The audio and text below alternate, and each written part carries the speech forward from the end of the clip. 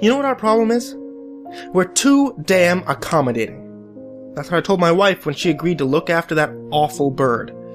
We already look after a friend's toddler every Thursday, and take the lady across the corridor shopping, and then there's all those charity case kids that she teaches piano for free. It's just too much. So, when her Aunt Margaret asked us to look after her pet mynah bird, while she went to Belgium, I wanted to refuse. Of course, my wife didn't. You must know the problem with mynah birds. They mimic sounds they enjoy hearing, over and over again. I read on the internet about a Japanese woman who looked after her friend's mynah bird, and after 3 days of the bird making the sound of a microwave, she could take no more.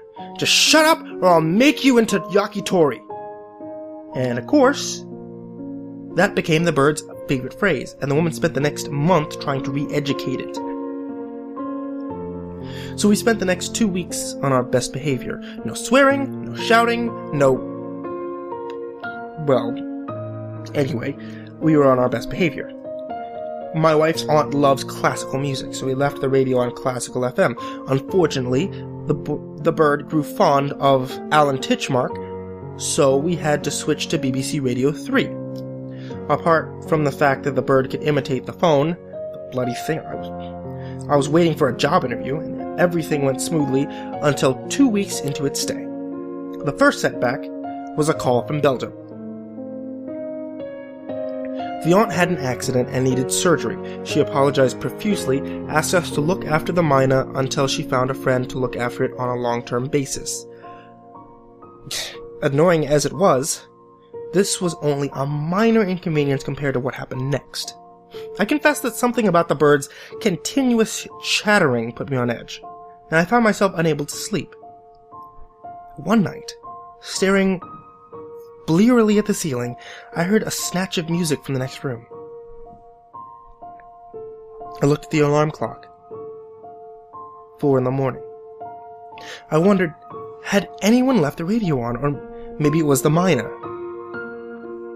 I wanted to ignore it, but I was on edge. I went into the next room and checked the radio. Off. I turned to the mynah, and I was about to say something, but then... Try as I might, I can't fully describe what happened next. Somehow what the bird said to me is still etched into my soul. I hear each syllable clearly, yet I can't manage to get it down on paper. I'll try to describe it for you.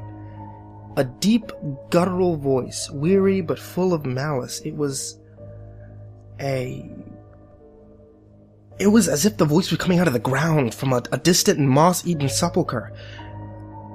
What the voice said, I can't understand, but it filled me with inescapable, crushing dread. It was both completely alien to me, and yet at the same time, instantly recognizable, as if I had known that voice since birth. In a moment, I was back in bed, the covers pulled over my head, quaking as if my spine had turned to jelly. My wife, mercifully, is a heavy sleeper. Twice more that night, I heard the snatch of music, and then the voice, and each time, the voice sounded nearer and nearer. I couldn't help shivering. In the morning, I asked my wife if she had been disturbed in the night, and thankfully she had not. I felt like asking to get rid of the mynah, but I knew that would make things worse. To be fair, I had been complaining about it for 2 weeks, and my bizarre story would sound contrived and only make things worse. When she went out to piano lessons, I took a moment to think. Perhaps my dread last night had been born of the darkness, the sleeplessness, the aggravation the bird caused me. I needed to know whether my fear was justified. I needed to know what the bird was saying. I got an MP3 recorder ready and waited for the bird to speak again. It had plenty to say, mostly Groucho Marx for some reason, but never repeated the spectral voice. It was only at 4 o'clock the next day, it was only at 4 o'clock the next morning that I heard that snatch of music and knew what was coming next. I grabbed the recorder, set it running, and rushed into the next room.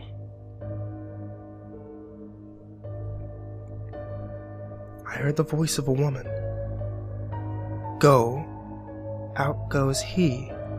I recognized that. It was from an old black-and-white movie that we had watched that evening, and slightly apprehensive, I adjusted the volume slightly and held the recorder to the bird. It cocked its head to one side, looked at me questioningly, and then began its dark recital. I shuddered as I heard the deep voice, relayed by such an innocent form, and yet carrying behind it all the malice of hell. But deep down, I felt I was winning. I had a recording, and the bird went through its act 3 times in about 2 hours. The music, the woman's voice, then that deep, haunting mutter. And I recorded it each time. The next morning, I listened to the recording as soon as my wife left for work. In the daylight, I was able to recognize the music as part of Walton's facade.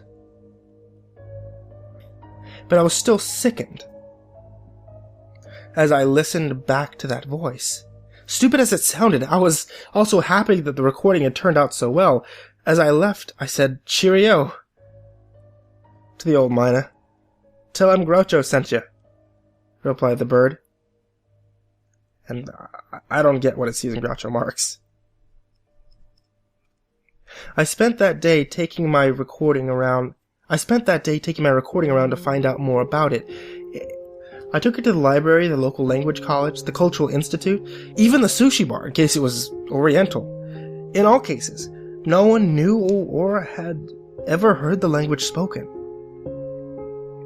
Also, in all cases, they looked deathly pale when they heard the recording, and asked me to turn it off and leave immediately. In fact, the sushi bar offered me some free maki if I promised never to come back, so that was a plus. But I still had no progress to show. As a last resort, I decided to try the Catholic cathedral. The cool stone floors and mosaic walls gave me a welcome respite from the sun as I entered. The cathedral was dark as night inside, with light emanating from the canopy above the altar, like a tent on a hilltop. I looked around and gave a jump as I saw the priest sitting at the information desk. He was tall, quite old, and almost skeletally thin.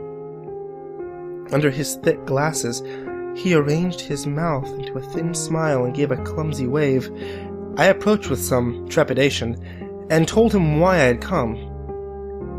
He listened to the recording in silence, his face displaying signs of recognition, and then he said, "Where did you get this?" I explained about the mina that we were looking after, and he considered this for a second, excusing himself and sauntering off. He returned with another priest, younger and rounder, with a walrus mustache. He listened to the voice for a second, before asking to see the mina immediately. I took both priests to the flat and made them a cup of tea, and then the 3 of us sat in silence, watching the bird. Once again, the bird never repeated the sepulchral voice. It seemed only to do it at night. The younger priest made no movement nor sound as he listened, whereas the older, skeletal priest wagged his hands appreciatively every time the mina mimicked Groucho, sometimes wheezing in appreciation. After half an hour, the younger priest spoke. "Mr. Stevens, thank you for alerting us of this extremely serious matter. You did the right thing. I'm happy to say that you aren't in any immediate danger. The bird is merely copying some person that it's heard saying this." "He also does an excellent Groucho," interjected the older priest. "However," continued the younger priest sternly, "whoever said these words is in grave danger. I would ask you to find out where the bird learnt these words and allow us to meet this person." "But how would I find out? It could be from the radio or the TV. "I very much doubt that. You must try to remember everyone who has spoken to the bird." I looked into my tea and shuddered. The young priest sensed my reluctance and said, "Mr. Stevens, you should be happy. You have the chance to save a soul. Such opportunities are not common."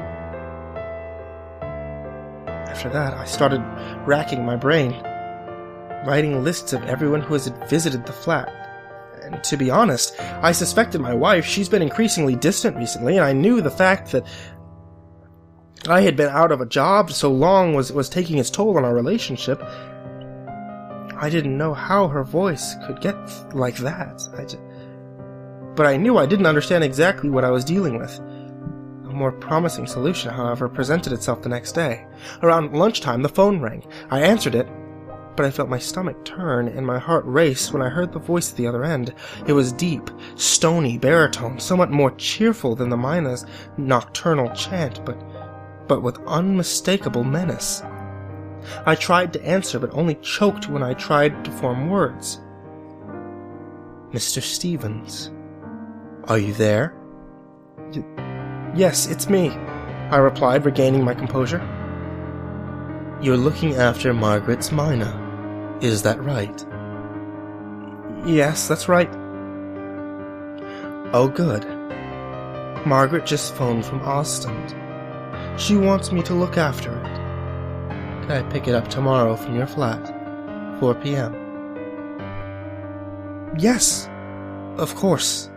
See you tomorrow at 4. Of course. How did I miss that? If it wasn't someone who came to this flat, the Mina had learnt it from a friend of Margaret's. I felt relieved, but only for a second. Was Aunt Margaret involved in... I didn't know, but I did know this friend of hers was some way involved. And now I had to face this man, this unknown terror. I didn't know what to expect. I was worried. If I exposed this man, how would he react? How would it be safe? The next day came. A monstrous summer storm had gathered, and the London sky was dyed dark green by the sapphire sun. Rain thrashed the windows and cried miserably as it slid into the gutters. It was a Thursday, so we were babysitting again. This was bad timing, as I didn't want the baby there when I confronted the stranger. I looked anxiously at my watch. 10 to 4. I shivered. One part of me wanted to just hand over the bird. Don't mention anything about the odd incantation. After all, why should I believe anything the priest told me? I knew what I was going to do. But then I heard the music. That little snatch of music, so simple, but the precursor to the demonic voice. The baby gurgled happily on the sofa. I didn't want someone so young to hear that voice, so I rushed to the bird. Now it started speaking in the woman's voice. I felt my heart leap into my throat, and my first thought was to throttle the Mina. But I was interrupted by a voice. That terrible, dark voice. Every fiber of my being wanted to scream. The voice had come from the baby.